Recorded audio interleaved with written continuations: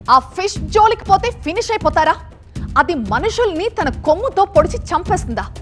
సముద్రంలోకి మనిషిని లాక్కెళ్ళిపోయేంత బలం ఆ రాకాసి చెప్పుకుంటుందా? కొమ్ము కోడాం చేప లాగేయడంతో మత్స్యకారుడు ఎర్రయ్య గల్లంతయ్యాడు. అయినా సరే ప్రాణాలకు తెగించి కొమ్ము కోణం చేపని ఎందుకు వేటాడుతున్నారు మత్స్యకారులు? ఇంతకీ ఈ చేప ఎందుకంత డేంజరస్? సముద్రంలో చేపల వేటకు వెళ్లిన మత్స్యకారుడు భారీ చేపను చేజెక్కించుకునే యత్నంలో ప్రమాదవశాత్తు నీటిలో పడి గల్లంతయ్యాడు. అనకాపల్లి జిల్లా అచ్యుతాపురం మండలం పూడిమడక నుంచి 4 మత్స్యకారులు వేటకు వెళ్లారు. అయితే సముద్రంలో ఆ వేట సాగిస్తుండగా గాలానికి సుమారు 200 కిలోల బరువు ఉండే కొమ్ము కోడం చేప చిక్కింది. చేపను ఒడ్డుకు లాగే ప్రయత్నం చేయడంతో బలంగా అది వెనక్కి లాగింది. ఈ క్రమంలో తాడుతో సహా సముద్రంలో పడిపోయాడు మత్స్యకారుడు ఎర్రయ్య. ఎర్రయ్యను కొమ్ము కోణం చేప సముద్రంలోకి లాక్కెళ్లిపోయిందని చెప్తున్నారు తోటి మత్స్యకారులు.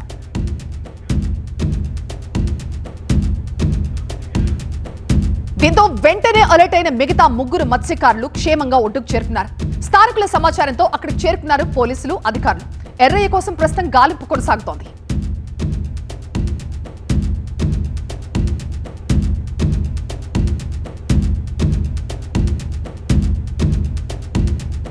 చేపకి గేలం వేసాడు.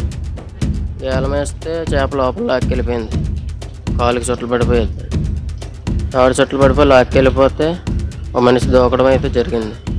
అది తాడు పెట్టుకోయి దూకి అరగంట సేపు ఎతికినా మనిషి కనిపించలేదు. ఇంకా ఒక చేప పైకి లాగే తరుణంలో చేపకి గాలం వేసేటప్పుడు చేప బలంగా ఉండడం వల్ల చేప సముద్రంలోకి ఆ మత్స్యకారు యువకుడిని సముద్రంలోకి లాగింది.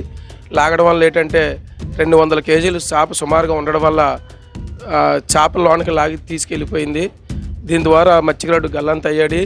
స్థానికులు మాతో ఎప్పుడు కూడా సరదాగా ఉండేవాడు. వాళ్ళ ఇంటిలో కూడా ఆయనే పెద్ద కొడుకు.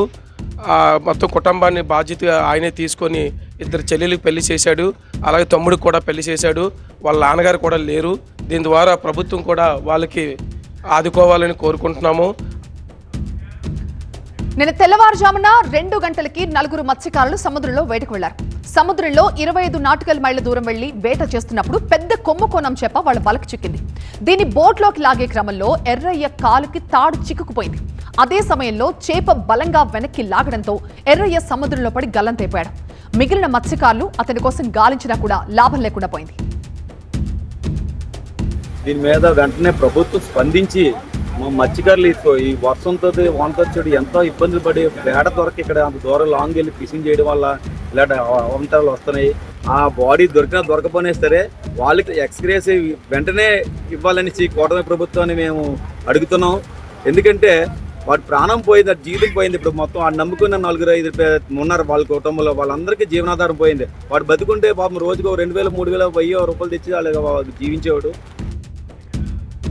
గతంలో ఒక మత్స్యకారుడు ప్రాణాలు ఇలాగే బలిగొద్ది ఒక కొమ్ము కోణం చేప. 2022 ఫిబ్రవరి 3న వలలో పడ్డ కొమ్ము కోణం చేపల్ని బోట్లోకి లాగుతుండగా జోగన్న అనే మత్స్యకారుడి పొట్టలో దాని కొమ్ము గుచ్చుకోవడంతో తీవ్రంగా రక్తస్రావమై అతను చనిపోయాడు. ఈ కొమ్ము కోణం చేపలు ఇంత ప్రమాదకరమైనవని తెలిసినా కూడా వాటిని మత్స్యకారులు ఎందుకు వేటాడుతున్నారు? ఈ డేంజరస్ ఫిష్ గురించిన మరిన్ని డీటెయిల్స్ ఇప్పుడు చూద్దాం. ఖడ్గం లాంటి పదునైన కొమ్ము ఉండే చేప ఇది. అందుకే దీనికి ఆ పేరు. 200 నుంచి 800 కిలోల వరకు దీని బరువు ఉంటుంది. 16 అడుగుల దాకా పొడవు ఉంటుంది చేప. సముద్రంలో 25 నాటికల్ మైళ్ల దూరంలో మాత్రమే ఈ చేపలు దొరుకుతాయి. వీటినే మార్లిన్ ఫిష్ అని కూడా అంటారు. కొమ్ము కోణం చేపలకి విపరీతమైన డిమాండ్ ఉంది. విదేశాలకు దీన్ని ఎగుమతి చేస్తుంటారు.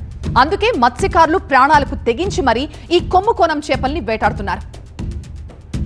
కొమ్ము కోణం చేపలు చాలా చురుగ్గా ఉంటాయి. మిగతా చేపల కంటే దాని తల భాగం చాలా భిన్నంగా ఉంటుంది. దాని తలకి ఒక ఇనుప చువ్వ లాంటి కొమ్ము ఉంటుంది. ఆ కొమ్ముతోనే ఇతర చేపల్ని ఇది వెంటాడుతుంది. అలాగే దాన్ని తాను ఆత్మరక్షణ చేసుకుంటుంది. ఈ చేపను వేటాడేటప్పుడు మత్స్యకారులు చాలా అలర్ట్ గా ఉండాలని చెప్తున్నారు Andhra university zoology professor Manjulatha. మరింత సమాచారం మా సీనియర్ కరెస్పాండెంట్ ఖాజా అందిస్తారు. ఆ కొమ్ముకోణం చేపల స్వభావం ఏ విధంగా ఉంటుందని దానిపై మనతో మాట్లాడేందుకు Andhra university zoology professor Manjulatha మనతో పాటు ఉన్నారు. చెప్పడం మనం వాస్తవానికి కొమ్ముకోణం చేపలు దాని స్వభావం ఏ విధంగా ఉంటుంది? గతంలో కూడా ఒక మత్స్యకారుని దాని కొమ్ముతో కూర్చడంతో ఒక మత్స్యకారుడు ప్రాణాలు కోల్పోయాడు. ఇప్పుడు మళ్ళీ ఒక మత్స్యకారుని సముద్రంలోకి లాక్కెళ్ళిపోయింది. ఏమంటారు మీరు కొమ్ముకోణం చేపలపై?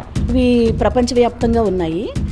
చాలా పెద్దగా ఉంటాయి. కొమ్ము కోనం అని ఎందుకంటారంటే దాని తలకి ముందు భాగంలో పెద్ద కత్తి లాంటిది ఉంటుంది, దాన్ని కొమ్ములా ఉంటుంది.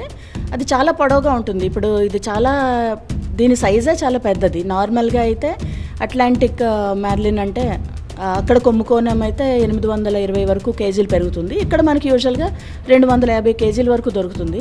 సో ఇది కొమ్ము కోనం అనేది ఇది మీరు చూడవచ్చు, ఇక్కడ కొమ్ము ఉంది కదా, ఇలా ముందుకున్నది దీన్ని కొమ్ము కోనం అంటారు. అయితే మార్లిన్ స్వోర్డ్ లాగా అంటే కత్తిలా ఉంటుంది కాబట్టి, మార్లిన్ స్వోర్డ్లా ఉంటుంది కాబట్టి దీన్ని మార్లిన్ ఫిష్ అని అంటారు. దాని ఆహారం మనుషులు కాదు. ఎవరైనా తను ఏమైనా చేస్తారు అన్న భయంతో వాటిలోని పొడవటానికి, అంటే మిగతా జీవులు బోల్డ్ ఉంటాయి కదా, వీటికన్నా పెద్దవి, ఇవి చిన్నగా ఉన్నప్పుడు వీటికన్నా పెద్ద, వీటిని చిన్న చేపని పెద్ద చేప, పెద్ద చేపని పెద్ద చేప తింటుంది అంటారు కదా. సో ఆ విధంగా ఏదైనా ప్రమాదం వచ్చినప్పుడు ఏంటి అంటే ఈ కొమ్ముతో పొడిచి దాన్ని చంపడానికి, కత్తితో పొడిస్తే చనిపోతారు కదా, అలా అన్నమాట. ఈజీగా దాంతో పొడిచి దేని నుంచైనా తప్పించుకుంటుంది. లేదు అంటే తన ఆహారంగా తీసుకోవాలంటే దాన్ని పొడిచి దానిని తన ఆహారంగా తీసుకుంటుంది. గతంలో ఒక మత్స్యకారుడు పరవాడలోని, అలాగే జోగన్న అనే మత్స్యకారుడు ఇదే చేపని, కోనమనే చేపని పట్టుకొని బోటుపైకి లాగుతున్న క్రమంలో ఈ కొమ్ము గుచ్చుకొని ప్రాణాలు కోల్పోయాడు. ఇప్పుడు తాజాగా ఎర్రయ్య అనే వ్యక్తి కాళ్ళకి తాడు చుట్టుకొని లోపలికి లాకెళ్ళడంతో అది గల్లంతయ్యాడు. అంటే ఇటువంటి చేపల పట్ల ఎంత అప్రమత్తంగా ఉండాలి? మత్స్యకారులు మీరు ఇచ్చే సలహా ఏంటి?